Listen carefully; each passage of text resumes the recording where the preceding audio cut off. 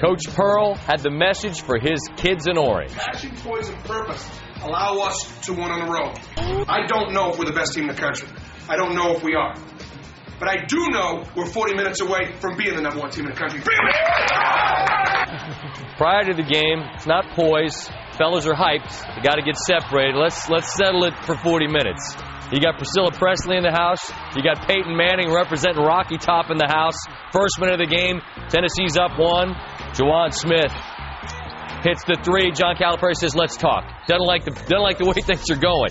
And then the game was played at the frenetic pace of two teams that are ridiculously deep and athletic. A 3 from Derrick Rose. Chris Douglas Roberts, a 3.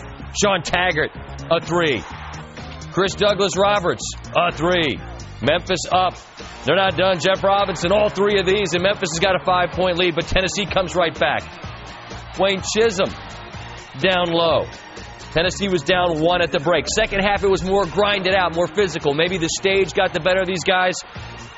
Oh, maybe they just didn't play as well as you'd like. Wayne Chisholm banks in the 3, the big grin on his face. That's priceless. Then Tyler Smith misses. J.P. Prince has got his back with a tip. Tennessee's up 4. Then Chris Lofton gets the steal. Great hustle on the floor. Just get it up ahead. Big dunk right there for Prince, and Tennessee's got a 6-point lead. Then it's Prince. Oh, sublime with the left. Let's look at this again. Hangs and hits. But here comes Memphis. Derrick Rose. Bottoms. 3-point game. Then a 3-point game still. Again, Rose. The Chicago kid. Crossover. Silky.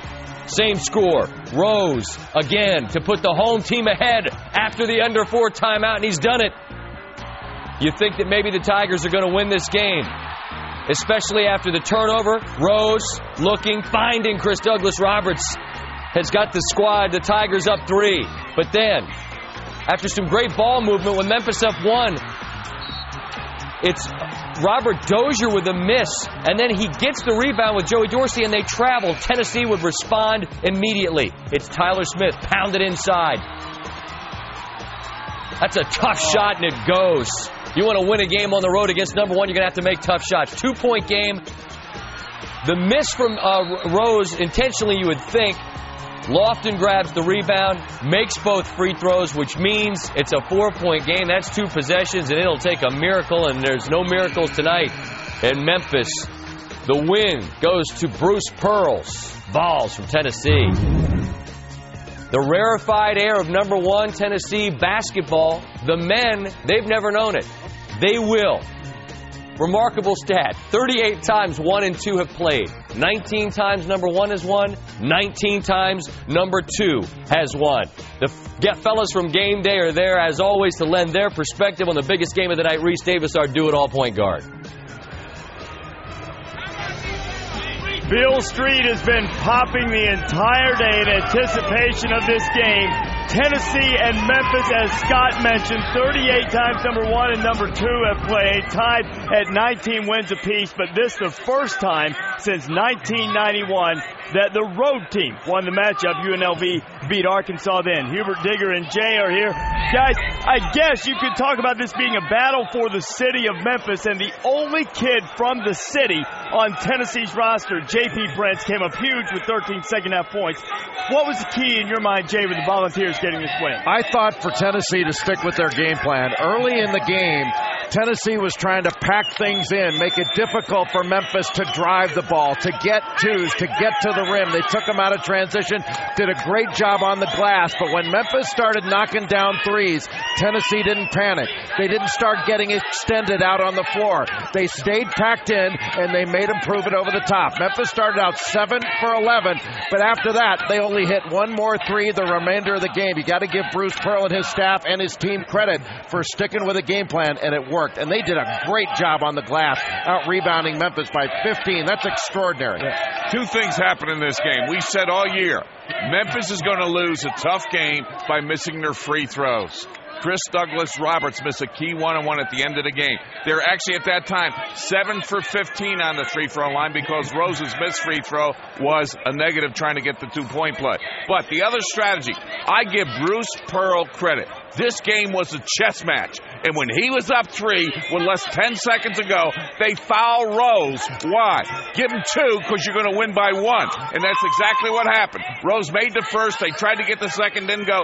Chris Lofton, who was 2 for 11 all night in the field, made the 2 key free throws to make it 66-62. Those 2 moves, to me, is why Tennessee won. Yeah, I agree with you, Jay. They played terrific defensively, and they made Memphis shoot from the outside. They had 8 in the first half, had 0 threes in the second half. But I thought it was the versatility offensively for Tennessee. We mentioned the struggles with Chris Lofton from the field. He did end up with 10 points, but he struggled shooting the basketball. Guys like Jawan Smith, Tyler Smith, Wayne Chisholm, and then J.P. Prince, he's from Memphis, transferred from Arizona, has 13 points in the second half, and they had 19 offensive rebounds. We talked about offensive rebounds for Memphis, not for Tennessee.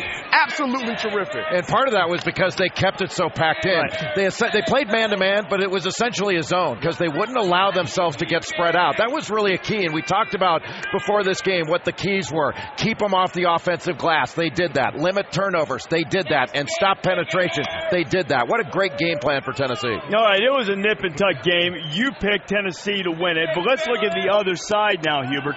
What do you think this loss means for Memphis? Well, I think it's a tough situation. I think at the beginning of the year, or throughout the whole year, we've talked about free throw shooting with Memphis. We talked about three-point shooting with Memphis. And then the game tonight, they couldn't shoot from the outside. Tennessee took that away from them. They weren't able to hit key free throws down low in the stretch.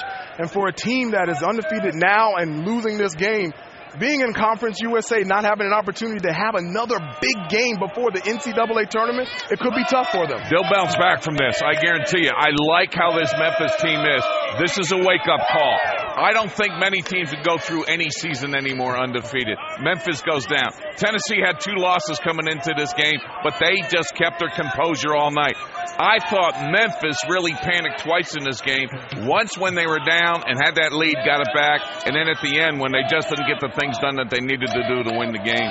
The one positive I would take from this is Memphis didn't play well. They didn't execute their game plan at all. They didn't shoot the ball well. They missed all their free throws. They didn't rebound. They didn't make tough plays. Right. It still was a one-possession game. Right. That's the positive of it, is if they play up to their potential, they're pretty darn good. Not a lot of teams are going to beat them. Yeah, the great stage here, number 1 against number 2. Perhaps Memphis overwhelmed by it. Second time Calipari has had a 26-0 team, loses 27th game at home. Happened to him at UMass against GW. Bruce Pearl and John Calipari, J.P. Prince coming home and bringing them in.